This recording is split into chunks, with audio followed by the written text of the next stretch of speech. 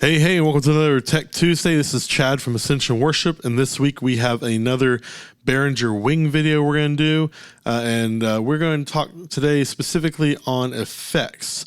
And before I get going too far, let me tell you, I'm going to be doing some free scenes that you guys can use. One of the big issues, if you can call it that, with the Wing when it comes to church use is that people don't think it's the most volunteer friendly board, and part of that's because it just has so many options, but also the initialized scene that Behringer gives you is so initialized that there's not a lot of things that you would expect to be able to get to quickly like you can on, say, an X32. And one of those big ones is when you want to apply effects to things. You have to do kind of a lot of work to get the effects up and running. So the point of this video and these free resources is I'm going to have a initialized scene for you with some of this work already done, and you can either use my scene if you want. I'll show a couple variations of it, or if you want to incorporate this into your own scene, I'll show you a very quick method of how I set it all up. So for the purpose of this video, so there's not a lot of fader flipping, and hopefully this will look okay on camera. I have condensed our channels that we need into these basically 4 sections right here. So from left to right, we are looking at our auxiliary returns over here, and I've pre-labeled them for band verb, drum verb, vocal verb, and delay. And if you notice, there's an R on the end of them so that we know that these are the return channels, which we'll talk about in just a moment here. So in this method, you do have to burn 4 auxiliary inputs to be able to have stereo returns. There is another method that I'll talk about at the end of the video. If you need those returns for other things, there's a way around that, but for now, we're going to have that in there. In our center section, we have buses 13 through 16, and you can see again, band verb, drum verb, vocal verb, delay, and with the letter S at the end, because these are going to be our effects sends. And then over here, I have just some generic input channels that you would normally see over here. The most important one is going to be smiley face Chad. That's me. I am smiley face Chad. So that's the microphone you're hearing right now, and the microphone that we'll be sending to these different effects as we go. Finally, over here on the right-hand section is our custom controls. If you have ever set up your effects based off of my effects video I did on the X32, it's going to be basically the same thing where we're going to have volume, sends on fader, being able to put the effect up on the screen. We're going to have mutes and a tap tempo control that we can get to over here, so you don't necessarily have to be looking at all these things while you're going. While you're mixing a band, you only want to see your input channels. You can use this over here to very quickly control what's going to the effect and how loud the effect is. One thing to note, in this video, I'm not going to spend much, if any, time explaining which effects I'm using and the parameters of the effects. I might do that in a later video if you guys want. Today's more about just routing the effect, and then I'll let you use your own creativity to decide how you want those effects to sound. We are going to start by setting up our effects sends. And actually, let me start by explaining sends versus returns if that's new to you. So if you imagine an old analog board where there were no digital effects built into the board, the way it would work is you would make a mix of, say, your vocals. So we got our vocal verb mix. You'd send a mix of vocals out of the board. You'd send it out. It'd go into an effects rack that was off to the side of your board, input into that, and then it would create this awesome reverb sound. And then you'd have ideally 2 channels of that plugging back into your board on a return channel. And that's how you would hear how loud that effect was and be able to blend it in as you see fit. On the Wing and most other digital boards, it's the exact same thing. The only difference is that that effects rack is built into the board instead of actually being out. But we're still sending a group of channels into the effect and then controlling the return of those channels so that we can hear them. So the same concept is going to happen here. So starting at the beginning of that chain is our send. Now, as a default, all of your buses in the Behringer Wing are set to be pre-fade. We want them all to be post-fade because that's what you want for your effect sends. So we're going to select band verb. Click on the home button. The second button down is basically our configuration screen, and we're going to change our bus mode from pre to post on each one of these send channels. All right, so now that they are set to post, we are going to turn on our inserts so we can insert an effect. Now you have two options. You have a pre-fade insert and a post-fade insert. We'll talk more about this later, but for right now, we're going to use the post-fade insert. And on each of these channels, we're going to turn it on, and we're going to select the corresponding rack. So in this case, I'm going to select rack 1. So for the drum verb, on, and rack 2, on, rack 3, on, and rack 4. Okay, now we're going to actually put the effect we want in those racks. So band verb. I'm going to select, for today's video, we're going to do the vintage verb, drum verb. We'll do the VSS3. Vocal verb. We'll do the vintage room. Delay. We'll do the old trusty stereo delay. Now, I'm going to very quickly set some generic settings on here. This is mostly just like some longer decay times so that you can hear it for the sake of video as we get going here. Again, I'm not going to really explain it. I'm just going to go through this really quickly and set some generic settings on here.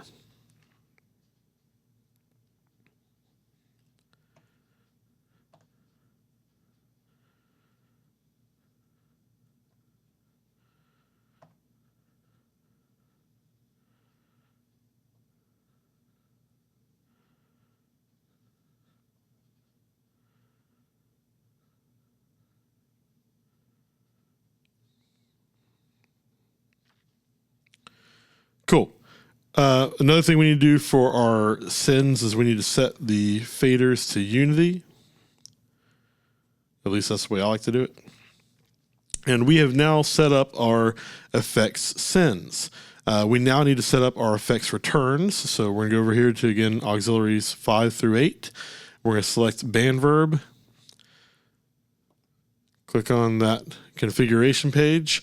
And we need to set our input. If you are just turning on the board, it'll probably say local ends. We're going to select bus.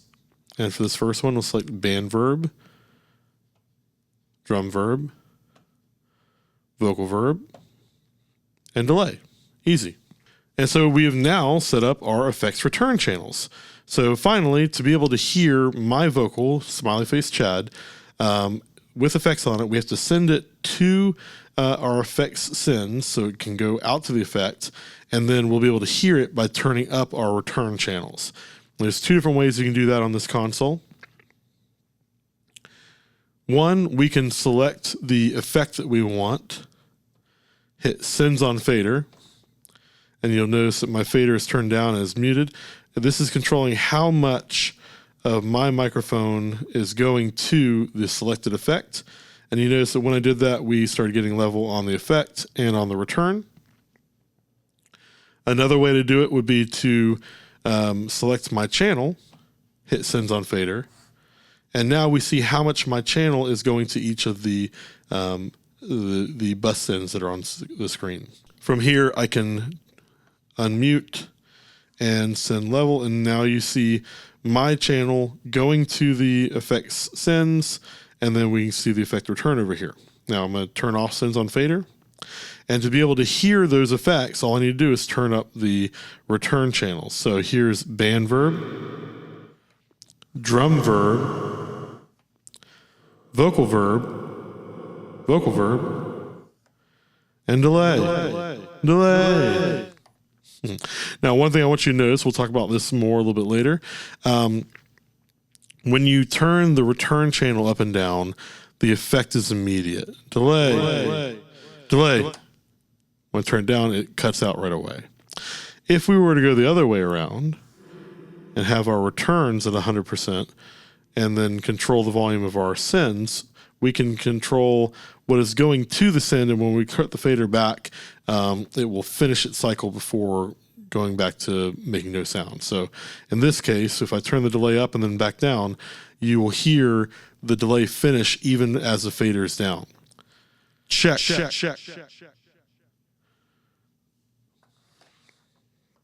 So I generally like it to be with my sends up and my returns being controlled for the level I want, but it just really depends on what you're doing, and there are times when you may want to do the other way around.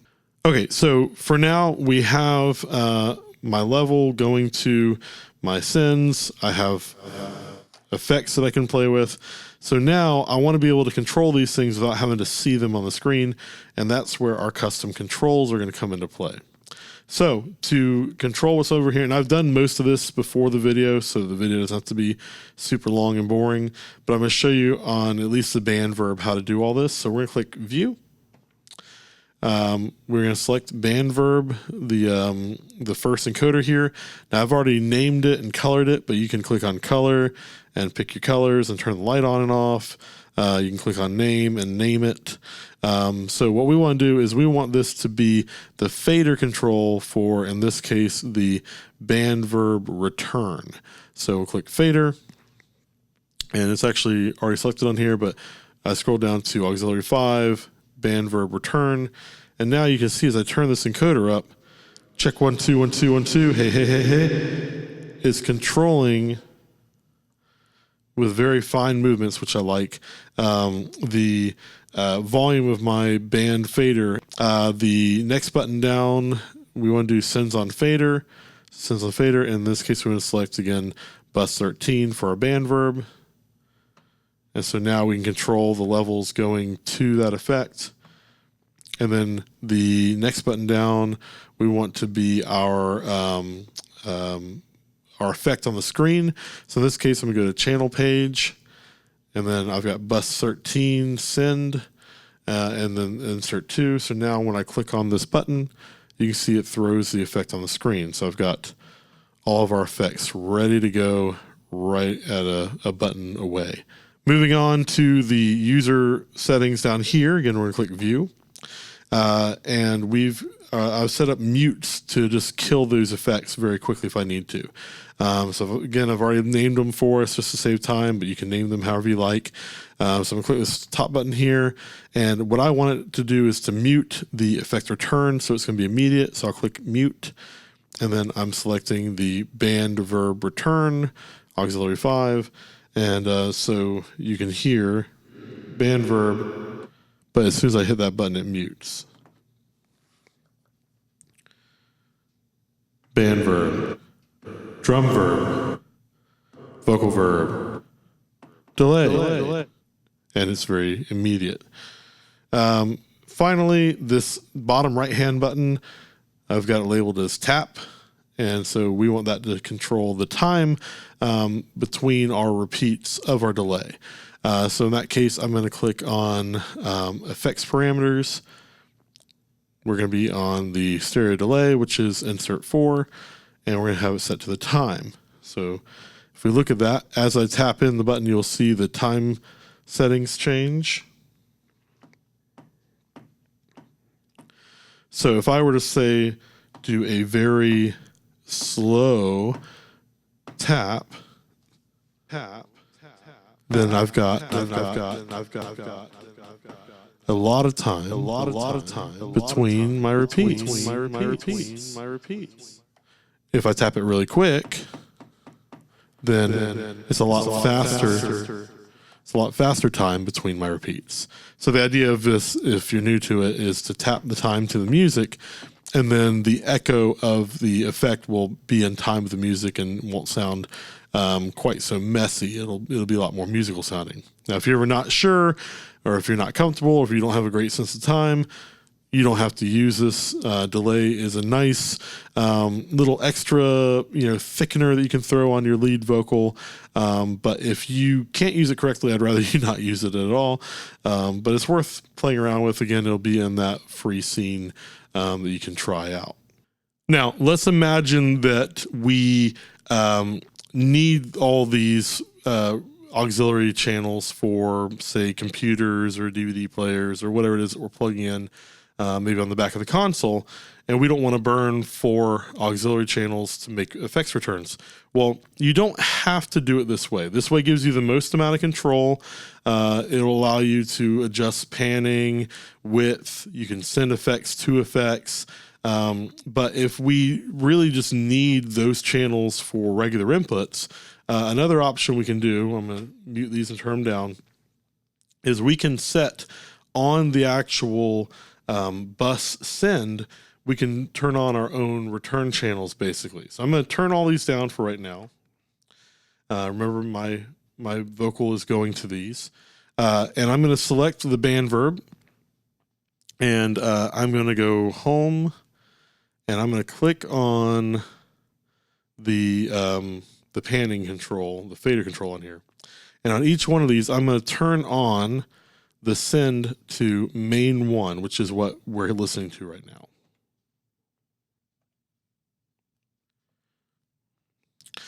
Now, what this has done is basically set up a return channel for us. Now, if you remember earlier when I talked about how we had an insert before and an insert after the fader, because our effect is after the fader, in this particular example, it's as if the return channel is always set to 100%. But when we turn this up, we'll be adjusting the send. So, for example, on the delay, check 1 2 1 2 1 2. And if you remember earlier, when I pulled down the return with the delay going, it immediately cut off. So one thing to note, if you do this, it's not like that because you're controlling the send. So if I pull it down, you'll hear it will complete its cycle before it fades out. Check 1 2 1 2. So it continued saying check with a bunch of delay. But while when I turned the fader down, it would I could continue talking, and those other words were not being delayed. Hey, 1 2 1 2 1 2 1 2. Hey, A B C D. So you can hear it, it's going to let it go through. Now, if you don't want that, if you want it to be more like a return, you can go up here to your insert that's above the fader, and you can turn that on and apply your delay to that insert. You'll see it disappeared from the earlier insert and moved up here. And so now, return is acting as a return channel, and basically our send level is 100% going to that all the time. So you have to kind of pick and choose what you want to do, but that is one way that you could handle that. Now, personally, I like it in the second insert slot just because it's more like it's more like what you would do as a guitarist with your volume control in front of your delay, but it really just depends on what you want to do. Again, the other option with the separate returns will give you the most control, but this is a valid option as well. So I hope that's been helpful for you. If you have any questions, please feel free to leave them in the comment section on YouTube. Again, I'll be doing more videos of this. And again, you can find a initialized scene with my settings on there for free in the description of the video. Please feel free to download that and enjoy. Until next time, have a great week. Again, this is Chad from Ascension Worship. I hope this has been helpful for you and your team. Come back here every Tuesday for new information.